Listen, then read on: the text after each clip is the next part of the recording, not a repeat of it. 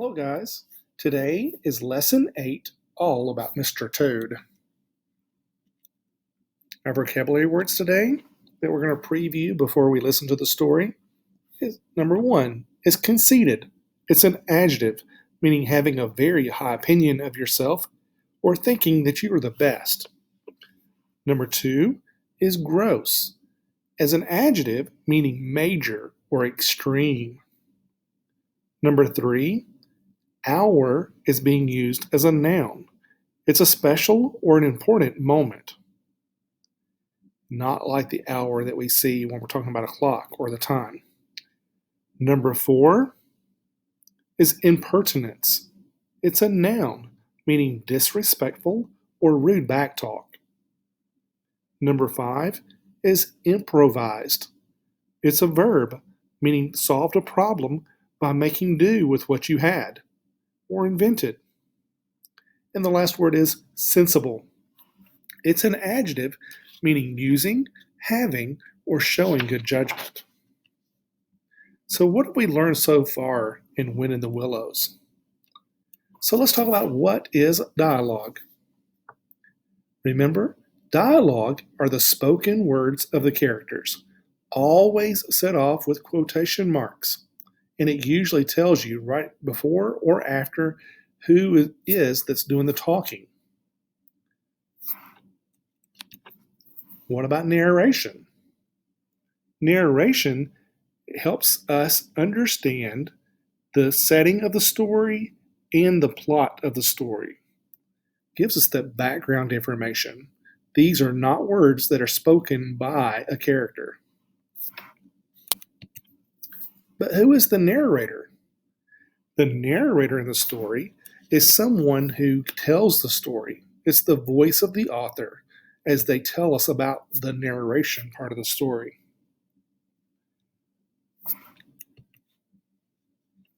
So the narrator has the voice. He or she is telling the narration part of the story to us. Sometimes the narrator acts as one of the characters in the story, but when in the Willows, the narrator is not a character. Sometimes, though, they have their own personalities. You can tell that by some of the words that are chosen and used. Let's listen to this part of the story from Dulce Domum Part 1 to see if you can identify all three of these elements. Not long after their adventure in the wild wood, the rat and the mole found themselves plodding silently along a country lane. The rapid nightfall of mid-December had already descended upon them.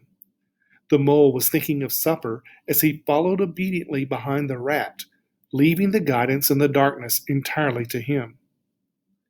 So that is the narrator telling the story, setting the scene for us.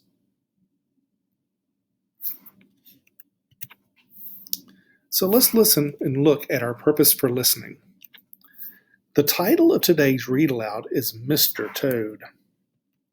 So what do you remember about Mr. Toad from the previous read alouds? Well, why are his friends concerned about him? Today we're going to listen to hear more about Mr. Toad and the story themes. So remember from Mr. Toad from previous read alouds, he was kind of irresponsible. His friends are concerned about him because they think that he may be out of control and not understand the consequences of his actions. Badger decided the hour has come. It was a bright morning in the early part of summer. The mole and the water rat had been up since dawn discussing the joys of boating. They were finishing breakfast when a heavy knock sounded at the door. The mole went to the door, and the rat heard him utter a cry of surprise. Then he flung the door open and announced, "Mr. Badger!" The badger strode into the room and stood looking at the two animals with an expression full of seriousness. "The hour has come," said the badger at last. "What hour?" asked the rat uneasily, glancing at the clock on the mantelpiece. "Whose hour, you should rather say," replied the Badger. Why, Toad's hour, the hour of Toad. I said I would take him in hand as soon as the winter was over, and I'm going to take him in hand today.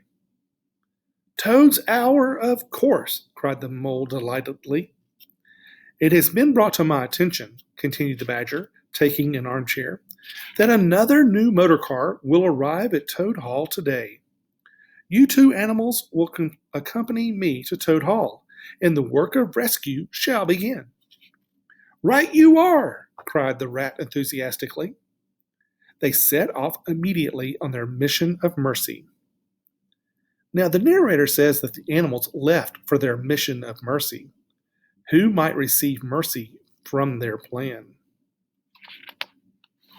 If you said Mr. Toad, not quite sure about that. Maybe it's the mission of mercy for the people around Mr. Toad.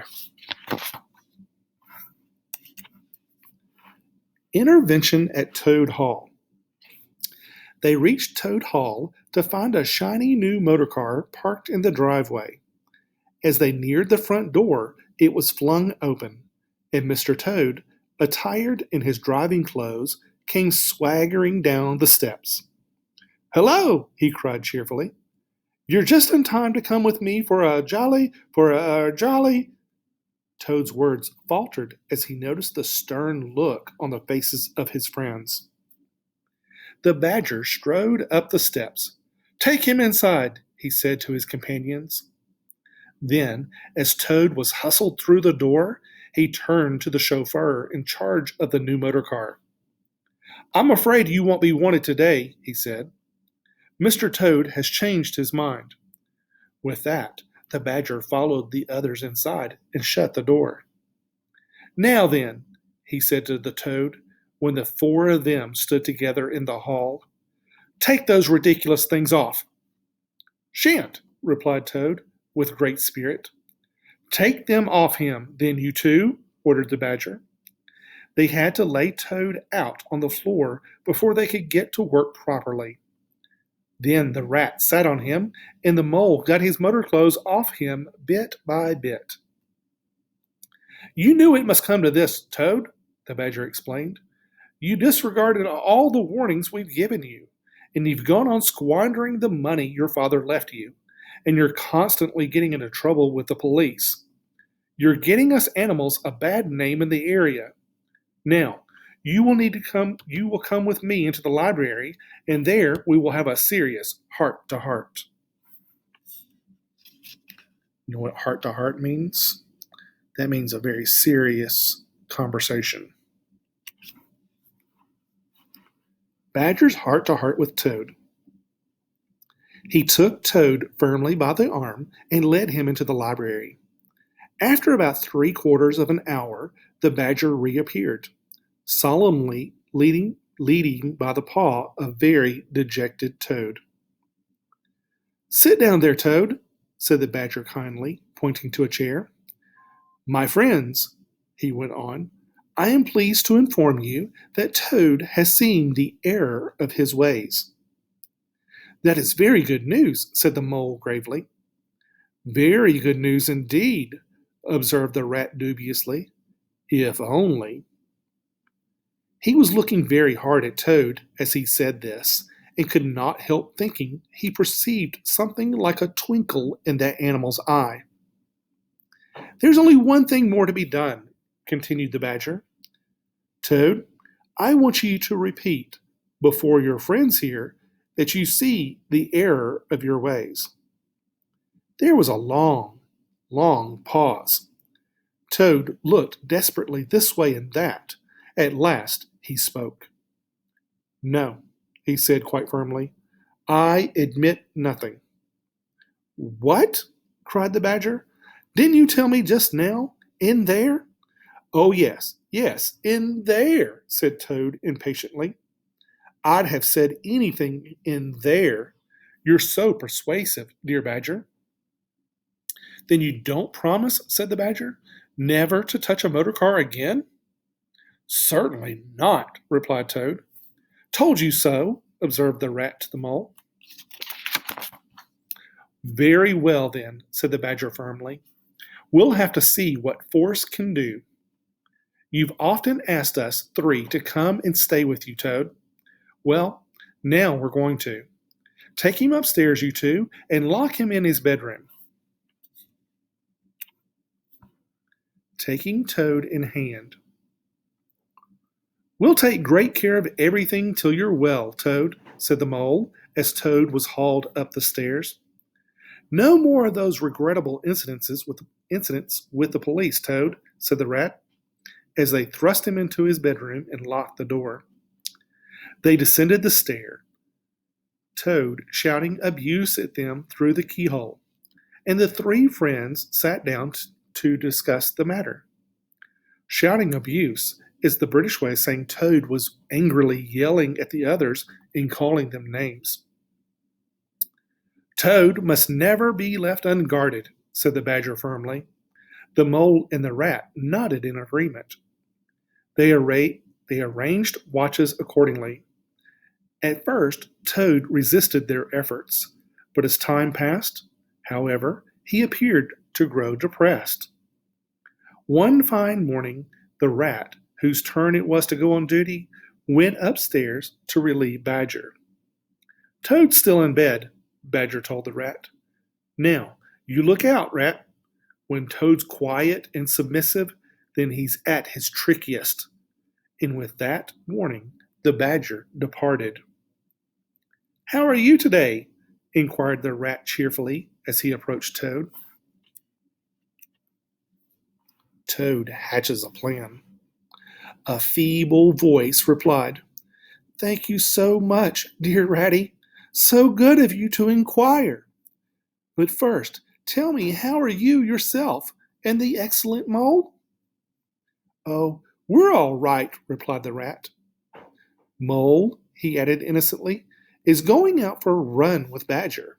Now jump up and don't lie moping there on a fine morning like this. Dear, kind rat, murmured Toad. I can't jump up now, if ever. I hate being a burden, and I do not expect to be one much longer. Well, I hope not too, said the rat heartily. I'm a nuisance, I know, replied the Toad. You are, indeed, said the rat. But I tell you, I'd take any trouble on earth for you, if only you'd be a sensible animal. If I thought that, Ratty, murmured Toad, then I would beg you to fetch a doctor.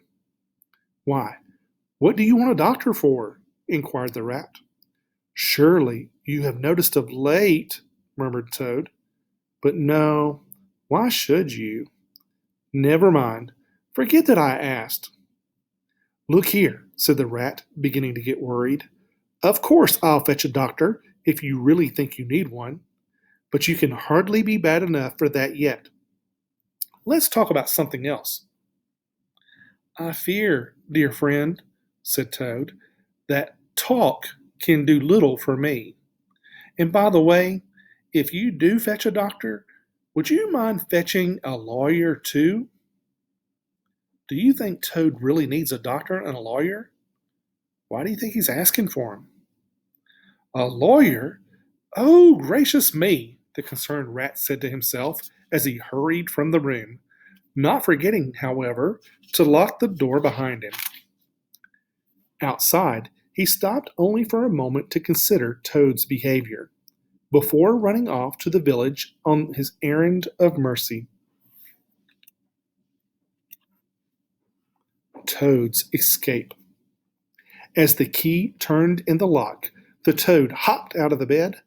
Toad watched Rat from his window until he was out of sight. Laughing heartily, Toad dressed quickly in his best suit, filled his pockets with cash, and improvised a rope by knotting sheets from his bed together. Tying one end of the rope around the strongest part of his window, Toad slid lightly to the ground and, taking the opposite direction to the rat, marched off lightheartedly, whistling a merry tune. It was a gloomy luncheon for Rat when the badger and the mole returned. He did it awfully well, said the crestfallen rat. He did you awfully well, replied the badger hotly. He's got clear away for now, and the worst of it is, he'll be so conceited with what he'll think is his cleverness that he may commit any folly. But we'd better stay here. Toad may be brought back at any moment, on a stretcher or between two policemen. Meanwhile, Toad was walking briskly along a main road. Smart piece of work, that, he remarked to himself. With this thought in mind, he strode along till he reached a little town, where the sign of the Red Lion reminded him that he was hungry. He marched into the inn and ordered lunch. He was about halfway through his meal when a familiar sound made him jump. The glorious sound of a motor car could be heard in the innyard. Before long, the owners of the motor car appeared in the inn. Eager to get a look at the vehicle, the Toad slipped out and sauntered round to the inn yard. There cannot be any harm, he said to himself, in my just looking at it. The car stood in the middle of the yard. Toad walked slowly around it. I wonder if this sort of car starts easily, he said to himself. Next moment, hardly knowing how it came about, he was hurtling along in someone else's motor car. Crime and punishment. To my mind, observed the chairman of the bench of magistrates, the only difficulty that presents itself is how we can sufficiently punish this rogue. He has been found guilty of stealing a motor car, of driving dangerously, and of gross impertinence to the rural police. Mr. Clerk, will you tell us what is the stiffest penalty we can impose on this villain? Gross means extreme, and impertinence means disrespect. The clerk scratched his nose. Supposing you were to say 12 months for the theft, and 3 years for the furious driving, and 15 years for the cheek. Those figures, if added together correctly, total up to 19 years. Cheek is a British word used to mean rude boldness. First rate, said the chairman. So, you had better make it around 20 years, concluded the clerk. An excellent suggestion, said the chairman. Prisoner, it's going to be 20 years for you this time. There ends our reading for today. So let's take some time to reflect. Your teacher may ask you to do some things with these questions. I would like my group to pick one to pause the video to write in their journal about. What reasons do Mr. Badger, Rat, and Mole have to make Toad to be more responsible? What reasons do Mr. Badger, Rat, and Mole have to make Toad be more responsible? Number 2, what do Mr. Badger, Rat, and Mole do in their attempts to make Toad more responsible? So what do they do, or what do they try? Number 3, is their plan successful? Why or why not? And how do Mr. Badger and Mole react to Toad's escape? Number 4, what happens to Toad at the end of today's story?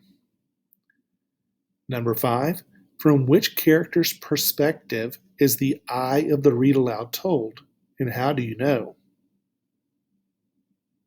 Pause the video to write down one of the questions and their answer in your journal. So, more time to reflect. So in your journal, you're going to continue writing, but this time we're going to choose one of the 2 questions and write your answer below. Be sure to use the conventions of standard written English. Proper capitalization and punctuation and spelling and grammar rules all apply. So number 1, what are some of the themes the narrator communicates in this chapter? You need to list at least 2 examples. So for instance, you could say the theme of, fill in the blank, is shown by, and give me the example. You've got to do 2 of those. Number 2, describe the hour in this chapter that comes for Toad. Tell me what has happened and why it's starting to happen now. In our Think, Pair, and Share, you're going to stop the video and talk to somebody that you're around about the story. The question is, do you think Toad's punishment of being sent to jail for 20 years is fair? Why or why not? And do you think this sentence will change Toad's behavior? Pause the video while you discuss with somebody that you're around, and then come back. Our word for the day is conceited. Say the word conceited with me. Conceited. When you are conceited, you have a very high opinion of yourself. When you have conceited thoughts, you are thinking about how great you are. Tony is very conceited. He thinks his drawing is far better than anyone else's. Have you ever seen someone act conceited? How do they act? Be sure to use the word conceited when you tell about it. I saw someone act conceited when... Pause the video and talk to your partner. What part of speech is the word conceited? If you said a verb, you would be correct.